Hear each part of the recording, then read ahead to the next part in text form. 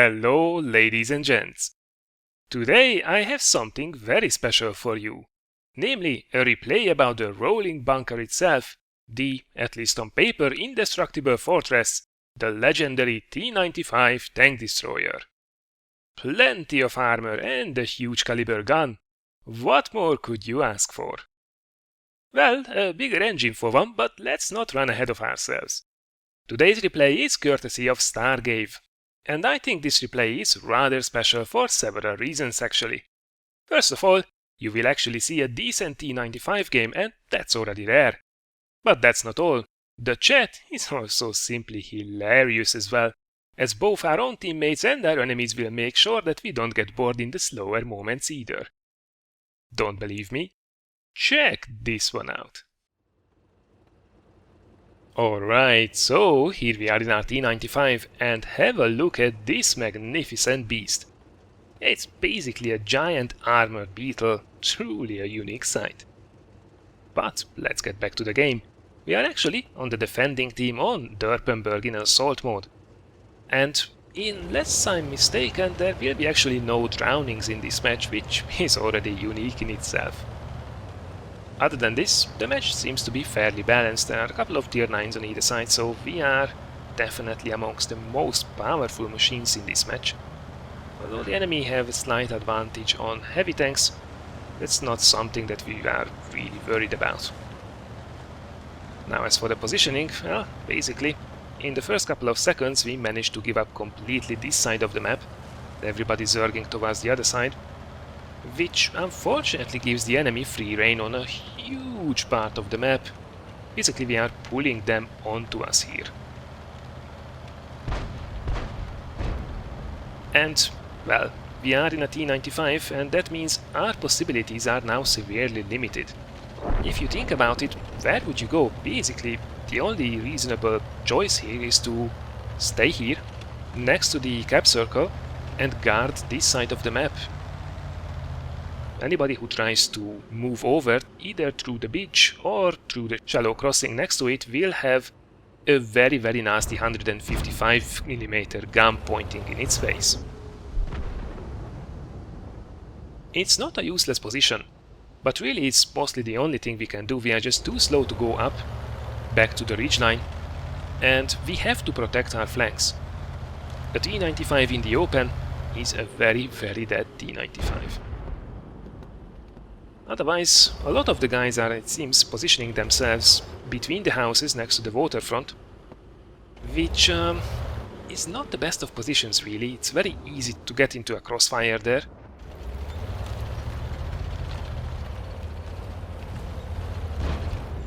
It would be perhaps a little bit better if there would be more guys occupying the high ground behind them.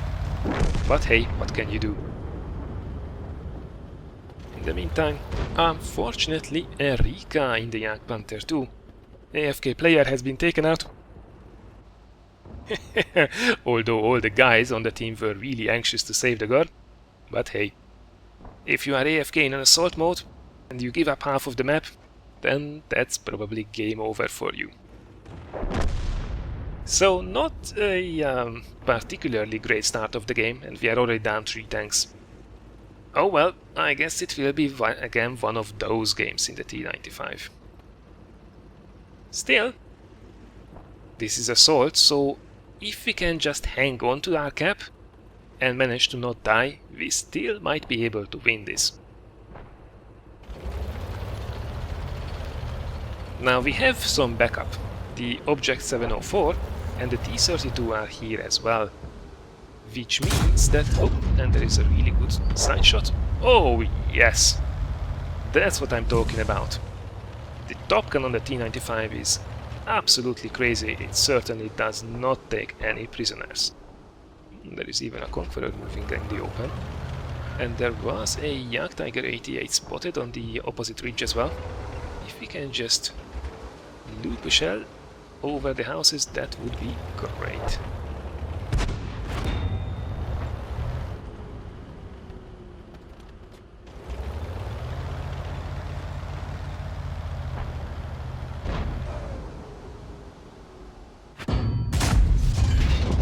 Oh, and what a beautiful ammo rack. Absolutely juicy. With one single shot was enough to take out that T-rate premium tank destroyer. A lovely result. In the meantime, T95 casually embarrasses himself in chat as he asks for Team 2 report everybody who is defending this side of the map because they were fighting in locations which he didn't really like. Well done, my friend. Maybe next time don't try in the first 3 minutes of the game.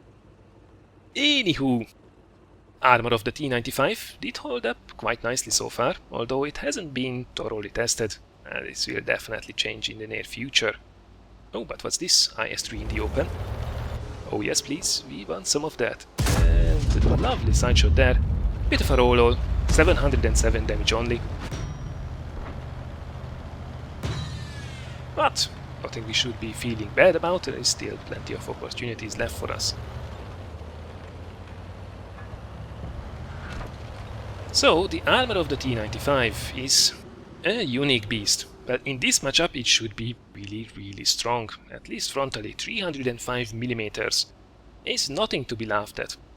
Although there are definitely some T-rate heavy tanks out there who will be able to penetrate it from the front, at least from medium to close ranges.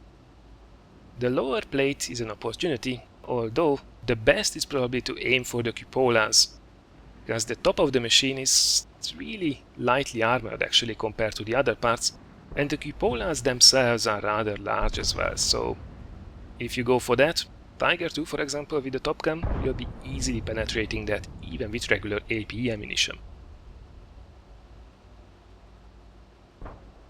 Talking about AP, we have 276mm of average band on this gun, so there is nothing on the enemy team that shouldn't be afraid of us. Definitely not. The T49 sideways on. A lovely shot there, almost dead on with the average. And again, a couple more bounces, which is probably the Chiri trying to penetrate us. With regular AP, I don't think he should be wasting his ammunition, it just won't happen. Not from the distance, not from that tank, not from the front. The situation is far from rosy, however. We managed to lose the southern side of the map as well, which means that we are about to get encircled. And that's definitely not something that we would like to have. If the guys can't keep our sides and especially our rear protected, we will be a very sad T95 very soon. Oh, what's that? That's actually the Chiri that has been shooting at us. Come on, make it count. Oh, and there is it. The gun did misbehave. You see it quite often actually with these huge caliber guns that quite often the shells just seem to dip towards the ground. Accuracy otherwise isn't half bad on this one. 0.36 meters is definitely nothing to be laughed at. But these kinds of dips will happen. Let's save our Object 704. Keeping a B-alt and in the game would be a really useful thing to do. This is a tricky shot. Come on, will you stop please? Thank you, very kind. So, as we casually blow this Chiri into oblivion, let's assess the situation, and well, it couldn't be more grim. We are down by 4 tanks, and basically we are getting encircled, but there are only 2 minutes left. Lovely side shot in the Conqueror as well. So if we can hold on for just 2 more minutes, then we actually could be able to still do this. Oh, but here is trouble. The enemies are now closing in from every distance, and there it is. The Chiri is claiming that we are bots as well, because, you know, we hit them.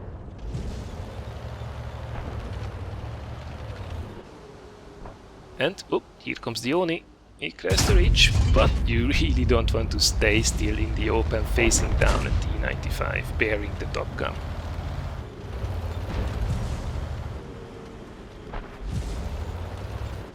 By the way, regarding the Chiri, well, if you are claiming we are bots, then you have just been killed by a bot, so I wouldn't be really advertising that simple fact.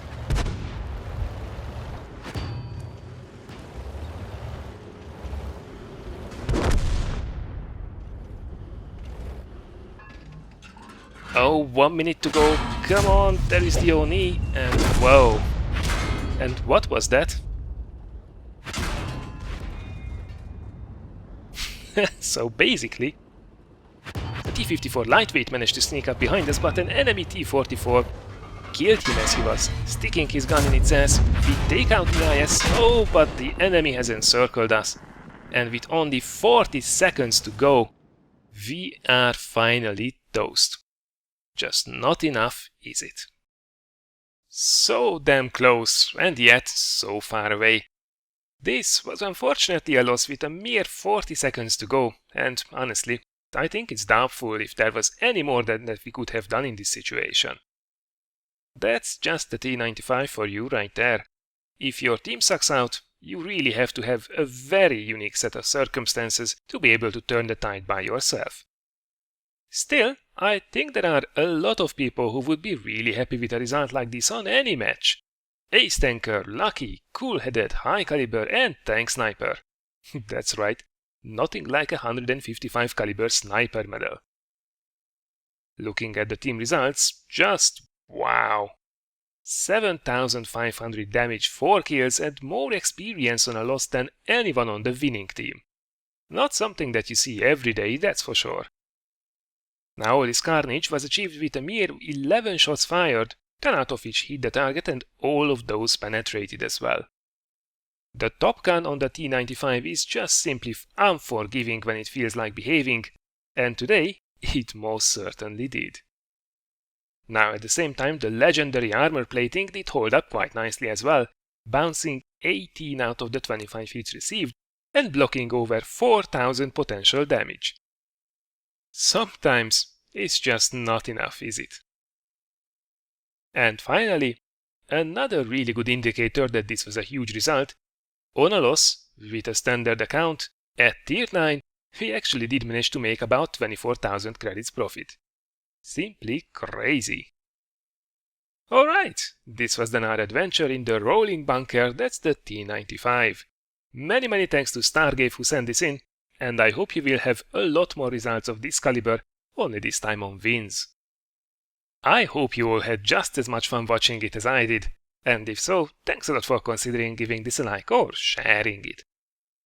Now there is still more content coming for this week in the form of a review on the brand new Panzer IIIK Premium Medium. I will already be on holiday actually, but the video is already locked and loaded for you, so stay tuned. Thank you very much for watching everyone, and I look forward to seeing you again in one of the next videos.